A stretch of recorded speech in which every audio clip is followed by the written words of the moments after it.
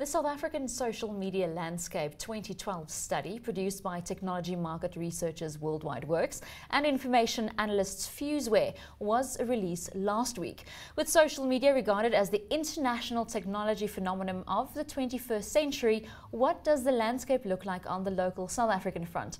Mike Wronski, MD for Fuseware, joins me in studio to share his insights. Welcome. Thank you. It's great to be on the show. Now let's look at the dynamics of the research study. How is the information collated and put together? It's a very good question. We actually made a joint venture with Worldwide Works to ensure the maximum accuracy of our data. So we use a combination of Arthur Goldstuck's research and surveys combined with our direct data analysis of the social networks. So it's very interesting to see how the data silos correspond together to form one accurate piece of information. Now, speaking of that piece of information, interestingly, the fastest growing age group on Facebook in South Africa is the over 60s. The grandparents, is this reflective of the fact that so many people are immigrating, that grandparents want to interact with their children? Why are the over 60s the biggest group? Well, I think across the board, the older age groups are slow to the party, especially when it comes to technology. But because social media has been mainstream for a couple of years now, I think the older demographics are now seeing the value in it, seeing the value of connecting with their family and their peers. And as more and more people come on board, it's just natural that more people will want to come on board to connect with their friends. When you look at utilization patterns, though, do the over 60s utilize the platforms the same way the under 30s do?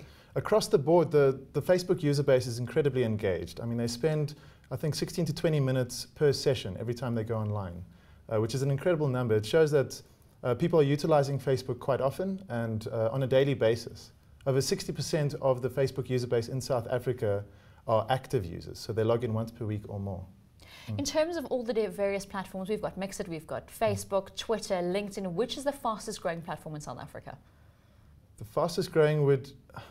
It depends which data set you look at, though, because if you look at a social network such as Pinterest, for example, which is an up-and-comer in the space, you're seeing massive growth. It's grown about 10 times since the beginning of the year, a 10-fold increase, which is really great. But if you look at the absolute user base, there's only 150,000 South Africans using it. Yeah. So over the last 12 months, I would say Twitter was definitely the largest social network in terms of growth.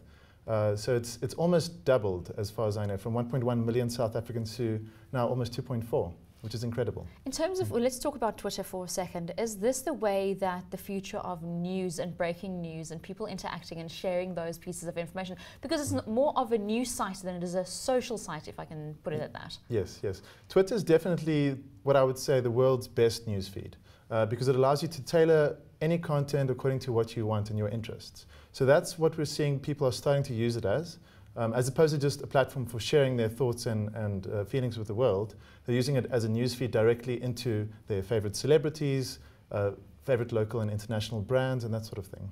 Let's talk about brands. Let's talk about business. Out of this information, how do marketers and businesses utilize this type of info to draw in new clientele? Well, that's quite a broad question, but what we did do is we surveyed 61 corporates in South Africa for our report. Ranging across industries?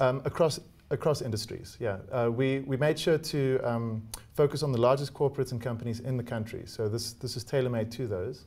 What we found is there's an interesting trend in reinvestment in internal social media use in a company. So companies are looking to invest in training and especially social media analytics packages. So they're wanting to kind of understand social media and also from an internal perspective, use those social media data and insights to drive business decision making across different business units. In terms of maturity, does the South African market utilize this the same as our international counterparts? I think the local market is a very media savvy audience. So what we've seen is that there's been a massive rise in YouTube usage, not only by consumers but also by corporates pushing video content onto that platform. So I would say there are nuances in the South African market, but by and large, social media is used for connecting and sharing content. So that's the same across the globe. Now, I know this study is very South African focused, but are we seeing similar trends? Are you aware of similar trends on the rest of the African continent? Unfortunately, I can't comment on that. This report was only for South Africa, but we're hoping to release similar reports for other countries in the future. Would this have a correlation with the fact that mobile use on the continent is so high and so many people are accessing the likes of Twitter, Facebook on the mobile platforms? Yes. As one of the results in the survey, we found that there were over 5 million smartphones purchased in South Africa this year. And that's also driven directly to the rise of Facebook and Twitter on these platforms, since those apps are normally directly available as soon as you purchase the smartphone. So what we found is that there's even more mobile users on Facebook than Facebook itself reports, as shown from the research. Now, in terms of growth of this industry and understanding thereof, you can't open up a newspaper without being advertised for a social media strategist. How important is that positioning in a business besides the analytics packages out there? Well, what we found from the survey is that many corporates are assigning responsibility of the social media positions to their marketing teams. Is that the right team, though?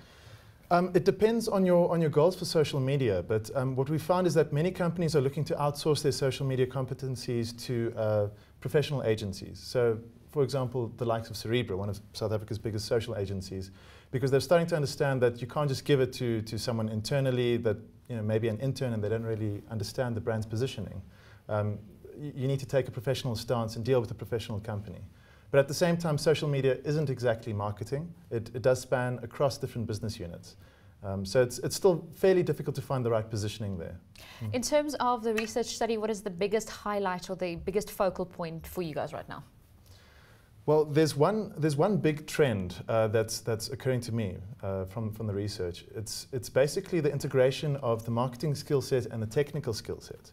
Where we're seeing one of the top occupations in demand in the next 10 years being that of a data scientist, which can properly understand massive amounts of data, especially from social networks, and use that to drive business decision making.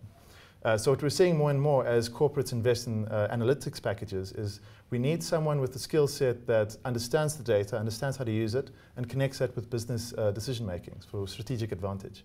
So social media is being consolidated across the board to better and more accurately affect company strategy, which is very exciting for me personally. So it's the evolution of the technology geek.